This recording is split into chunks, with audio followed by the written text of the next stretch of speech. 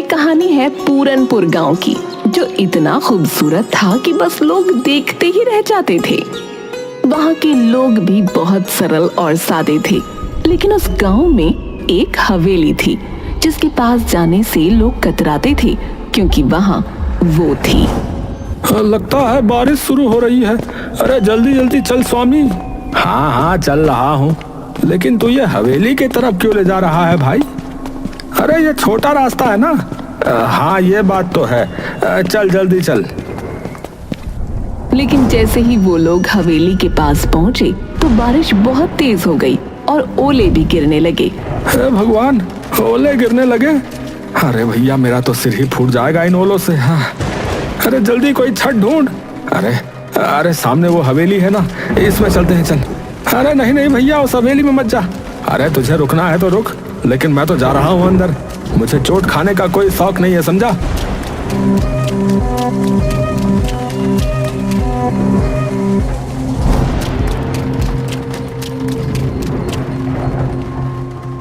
और फिर उन्होंने नजर घुमाकर हवेली को देखा।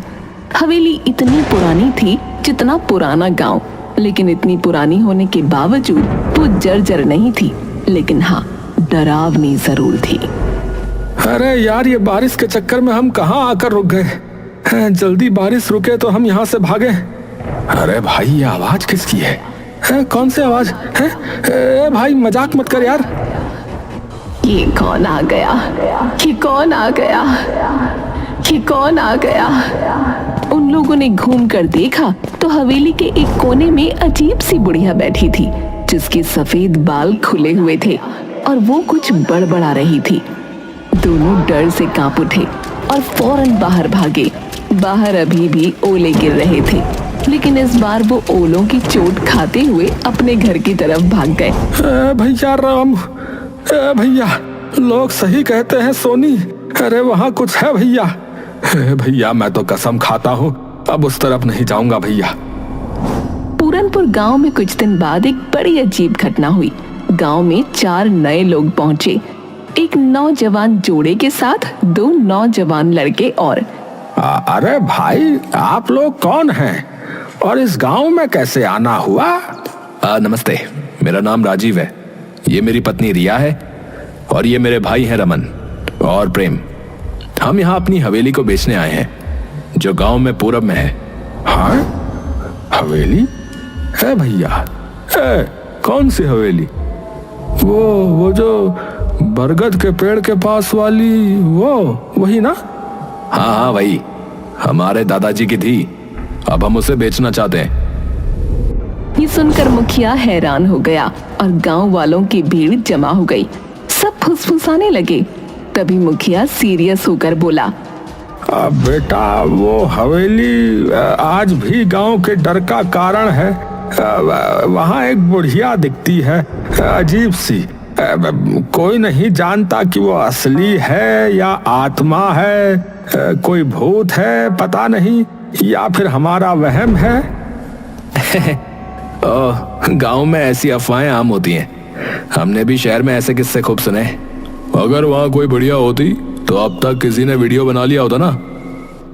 मैं तो वहाँ की तस्वीरें इंस्टाग्राम पर डालूंगी, कौन डरता है भूत से। हम सब आज ही हवेली में जाकर देखेंगे और कल ही उसके कागज फाइनल कर लेंगे। रामू और स्वामी भी वहाँ खड़े थे। दोनों की आंखों में डर था, लेकिन आखिर वो बोल ही पड़े। भाई साहब मत जाइए, हमने अपनी आंखों से देखा है उसे। वो औरत इंसान नहीं लगती। हाँ उसके पास जाने से जान पे बनाती है। हाँ बता रहा। अगर वो हवेली मेरी है तो मुझे ही देखना चाहिए ना कि उसमें क्या है। ये कहकर वो चारों हवेली की ओर बढ़े। जैसे ही वो हवेली के पास पहुंचे, सबने उसे निहारा। हवेली पुरानी जरूर थी, लेकिन उसकी दीवारों पर एक अजीब किस्म की चमक थी। वाओ, ये हवेली तो किसी राजमहल जैसी लगती है। इतनी मजबूत दीवारें, कितनी भव्य है। यार ये बेचेंगे तो करोड़ों मिलेंगे भाई। चलो अंदर चलते हैं, मैं तो इसका वीडियो बना रहा हूँ। जैसे ही वो अंदर घुसे, एक ठंडी हवा का झोंका आया, जैसे किसी ने उन्हें छुआ हो, लेकिन चारों ने नजरअंदाज किया। अंदर का हॉल अब भी चमक रहा था, जैसे समय ने उसे छुआ ही ना हो।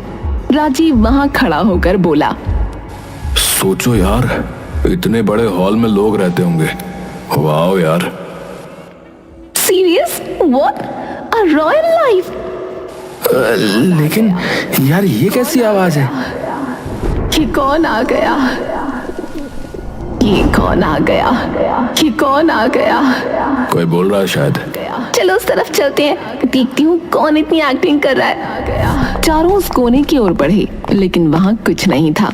तभी चमगादड़ों का एक झुंड छत से निकला। रिया चीख पड़ी।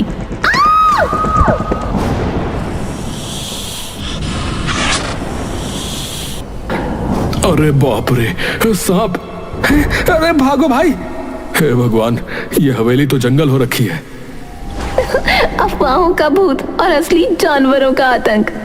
राजीव, रिया, रमन और प्रेम हवेली की सुंदरता और रहस्यमयी माहौल से प्रभावित होकर वहां से निकलने ही वाले थे कि अचानक हवेली के अंदर एक अंधेरे कोने में कुछ हिलता डुलता दिखा।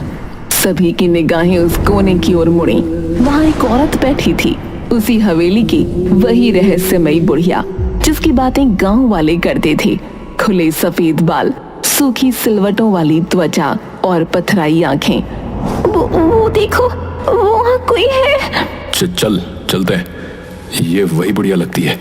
नहीं यार, अब जब सामने दिख रही है तो बात करनी चाहिए। रिया साहस करके धीरे धीरे उस बुढ़िया के पास गई। जैसे ही वो पास पहुंची, बुढ़िया अचानक कांपती हुई खड़ी हो गई। आप कौन है? यहाँ क्या कर रही हैं? तुम लोग क्यों आए हो? यहाँ क्यों आए हो? यहाँ कोई नहीं आता, फिर तुम क्यों आए हो? हम इस हवेली को बेचने आए हैं। ये हमारे दादा की हवेली है। और आप? मैं खजाने की रखवाली कर रही हूँ। खजाना? हाँ, बहुत साल पहले मैंने इस हवेली में खजाना छुपाया था, पर अब याद नहीं कहाँ रखा है, कहाँ दफना दिया, समझ नहीं आता। बुढ़िया के खजाना शब्द ने चारों के मन में एक साथ बिजली की तरह लालच जगा दिया। उनकी आंखों में अब हवेली की कीमत से ज्यादा उस अदृश्य खजाने की चमक तैरने लगी। अगर ये खजाने की बात सच हुई तो हम करोड़पति बन सकते भाई। और जब खजाना मिल जाए, इस बुढ़िया को यहाँ से निकाल फेंकेंगे। डराने के अलावा करते क्या ये? बिल्कुल भाई, पहले मिठास फिर लात। हाँ, चलो खोजना शुरू करें। अम्मा, वो खजाना कहाँ है? क्या पता। वो सब लोग पूरी हवेली में खजाना ढूंढने लगे। बुढ़िया भी दीवारों को थपथपाती, जमीन को सूंघती, जैसे कुछ याद करने की कोशिश कर रही हो। लेकिन 4 घंटे तक पूरी हवेली छान मारने के बाद भी कुछ नहीं मिला। अब तो रात होने वाली है यार, कुछ नहीं मिला। शायद ये औरत पागल है। हम कल फिर आएंगे, तब तक आप याद करने की कोशिश करना कि वो खजाना कहाँ है। चारों लोग गांव लौट आए। गांव वालों को जब ये पता चला कि उन्होंने बुढ़िया से बात की और खजाने की भी बात सुनी, तो पूरा गांव भौचक्का रह गया। क्या तुमने उससे बात की? उसने सच में खजाने की बात कही? हम बरसों से डरते आए हैं उस हवेली से, और तुम लोग खजाना ढूंढ रहे हो? अगर सच में खजाना हुआ तो हम सबको फायदा होगा। फिर कल चलो हमारे साथ। अगर कोई खजाना मिला तो हिस्सा मिलेगा। गांव वाले पहले तो हिचकिचाए, लेकिन हिस्सा शब्द सुनकर उनकी आंखों में भी चमक आ गई। अगले दिन राजीव, रमन, प्रेम, रिया के साथ गांव के 10-12 लोग भी हवेली पहुंचे। वो देखो भाई, वही बुढ़िया। हे भगवान, मुझे यकीन नहीं हो रहा है मैं यहाँ वापस आ गया। चलो सब, आज इस हवेली का कोना कोना उलट डालो। चलो। लोगों ने हवेली के हर कोने को अच्छी तरह देखा, यहाँ तक कि बाहर बगीचे में खुदाई भी शुरू कर दी। कुछ घंटे बीते, लेकिन कहीं कुछ नहीं मिला। तभी रामू की नजर हवेली के पिछले हिस्से पर गई, जहाँ छत का एक हिस्सा टूट कर गिरा हुआ था। अरे ओ भैया, इधर आओ, देखो। अरे यहाँ कुछ है शायद। कहाँ? अरे ये मलबा हटाओ, इसके नीचे कुछ है। सबने मिलकर मलबा हटाया और नीचे एक पुराना पत्थर निकला जो जमीन से अलग दिख रहा था। जैसे ही उसे हटाया गया, नीचे सीढ़ियां दिखाई दी, एक तहखाने की ओर जाने वाली। तहखाना? ये तो बिल्कुल फिल्मी सीन बन गया। चलो अंदर। वो लोग बारी बारी तहखाने में उतरे। तहखाने में घुप अंधेरा था, सीलन भरी हवा और मकड़ी के जाले। सबने अपनी मोबाइल की फ्लैश लाइट जलाकर जगह जगह टटोला। तभी रमन की नजर एक लोहे के पुराने संदूक पर पड़ी। ओ इधर देखो यार, कुछ मिला है, एक संदूक। अरे यार जल्दी निकालो इसे यार। संदूक भारी था, लेकिन गांव वालों की मदद से बाहर ले आया गया। जैसे ही बुढ़िया ने उसे देखा, वो पागलों की तरह झूमने लगी। मिल गया मेरा खजाना, मिल गया मेरा खजाना, मेरा खजाना। चारों लोग एक्साइटेड हो गए। अब उन्होंने फटाफट संदूक खोला, लेकिन उसके अंदर जो था वो देखकर सबकी रूह कांप गई। ये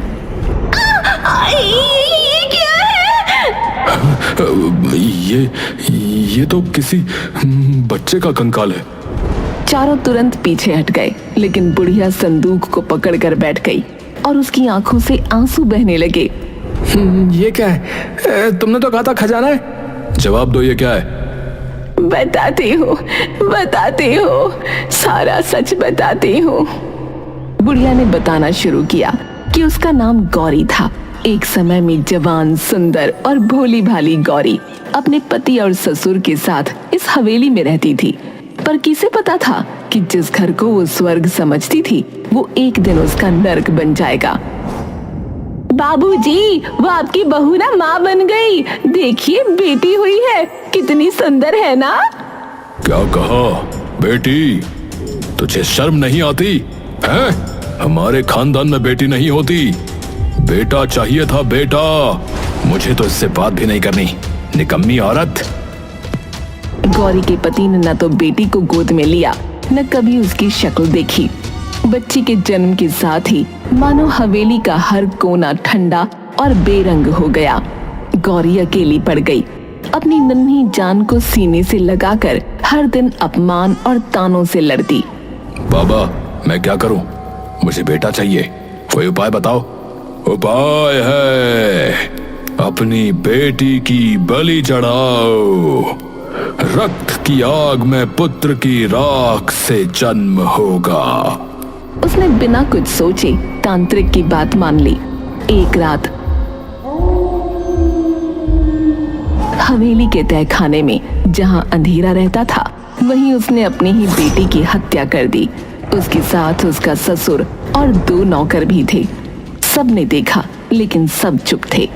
उधर गौरी की आंख खुली तो बच्ची को न देखकर तड़प उठी। मेरी बच्ची कहाँ है? वो तो मेरे साथ थी। गौरी उसे हर जगह ढूंढते हुए आखिरकार तहखाने की ओर भागी और वहां का नजारा देख चीख पड़ी। नहीं, ये क्या कर दिया तुमने? मेरी बच्ची! गौरी पागल हो गई। उसके भीतर की मां जल उठी। उसी तहखाने में पड़ा एक बड़ा चाकू उठाया और एक एक करके सबका खात्मा कर दिया। मेरी बच्ची के खून से कोई बेटा नहीं मिलेगा तुझे, सिर्फ अभिशाप लगेगा तुझे। सब मारे गए और गौरी वहीं तहखाने में अपनी मरी हुई बच्ची की लाश को सीने से लगाए घंटों बैठी रही, शायद कई दिन। और फिर एक दिन उसने उस नन्ही लाश को एक संदूक में बंद किया, जैसे वो कोई खजाना हो। सो जा मेरी रानी, अब कोई तुझे नहीं छीन सकता, तू मेरा अनमोल खजाना है। वो संदूक लेकर वहीं तहखाने में बैठी रही। वक्त के साथ सब बदल गया। हवेली सुनसान हो गई और जब वो एक दिन ऊपर आई तो छत का एक हिस्सा गिर पड़ा। तहखाने का रास्ता हमेशा के लिए बंद हो गया। गौरी ऊपर रह गई और संदूक नीचे छुप गया।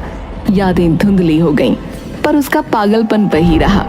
गौरी की आंखों से आंसू झर रहे थे। सामने बैठे राजीव, रिया, रमन और प्रेम सन्न थे, जैसे किसी ने उनकी जुबान छीन ली हो। ये सब सच है? हाँ, ये मेरा खजाना है, मेरी बेटी, मेरी जान, मेरी दुनिया। पागल औरत, ये खजाना है? हड्डियां और सड़ती यादें हैं? राजीव उस संदूक को लात मारकर दूर फेंक देता है। ये देखकर उस बुढ़िया को बहुत तेज गुस्सा आ गया। वो पागलों की तरह चिल्लाने लगी, नहीं, ये मेरी बच्ची है। तेरी हिम्मत कैसे हुई मेरी बच्ची को लात मारने की? वो पगलाई हुई औरत अब उस संदूक को गोद में लेकर हवेली के अंदर की ओर भागी। उसकी चीखें हवेली की दीवारों से टकरा कर लौट रही थीं। मेरा खजाना, मेरी बेटी, मुझसे कोई नहीं छीन सकता। अरे अब बहुत हो गया, पागल औरत ने दिमाग खराब कर दिया है। इसको निकालो यहाँ से, फिर इस हवेली को बेच डालते हैं। चलो। हाँ यार, खजाना तो निकला नहीं, अब हवेली बेचेंगे, चलो। सबने सोचा कि किसी भी तरह बुढ़िया को पकड़कर बाहर फेंक देंगे, लेकिन उन्हें नहीं पता था कि ये इतना भी आसान नहीं होगा। वो लोग हवेली के अंदर की तरफ जाते हैं तो अचानक राजीव फर्श पर बिछे कालीन पर पैर रखता है और गड्ढे में गिर जाता है जो कालीन से ढका था। राजीव, कहाँ गए तुम? ये क्या हो रहा है? ये सब उस पगली औरत का जाल है। अरे भागो यहाँ से भैया। रिया एक कमरे में भागती है, लेकिन वहां का दरवाजा बंद हो जाता है और अंदर से सैकड़ों चूहे निकल आते हैं। रिया चीखने लगती है। उधर प्रेम जैसे तैसे भागता है, लेकिन गलियारे में फिसल जाता है क्योंकि फर्श पर तेल फैला हुआ था।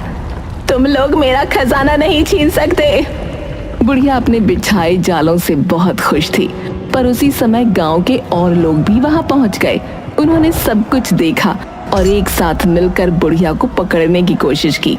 अरे अब बस, तुमने बहुत डर फैलाया, अब तुम्हें रुकना होगा। बहुत संघर्ष के बाद बुढ़िया को पकड़ लिया गया। राजीव उठ खड़ा हुआ और बोला, मैं पुलिस बुलाता हूँ। हाँ, ये औरत पागल है, हमें मारना चाहती थी।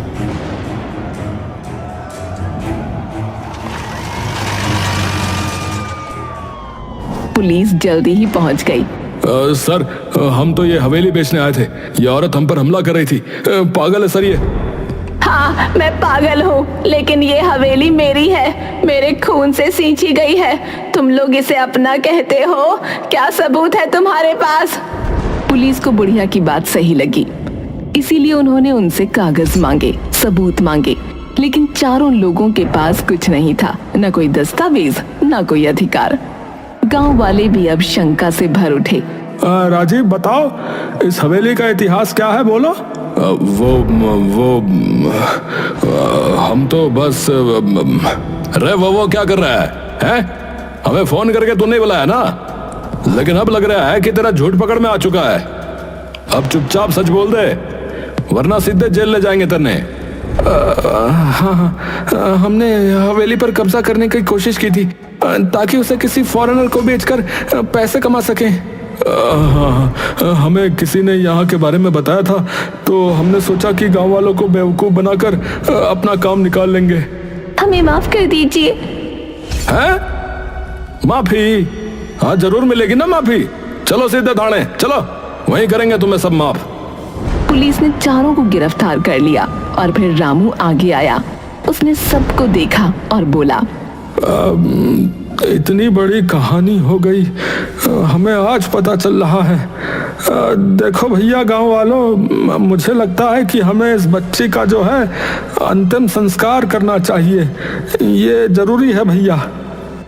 सबने मिलकर उस मासूम बच्ची की अस्थियों का विधि पूर्वक अंतिम संस्कार किया। बुढ़िया फूट फूट कर रोती रही। उसकी सालों की पीड़ा अब बह रही थी। उसके बाद पुलिस ने बुढ़िया को एक मानसिक चिकित्सालय भेज दिया, पर कहानी यहीं खत्म नहीं हुई। गांव वालों ने उस हवेली को एक बालिका विद्यालय में बदल दिया। बाहर एक पट्टिका लगी जिस पर लिखा था, गौरी कन्या विद्यालय, एक माँ की याद में।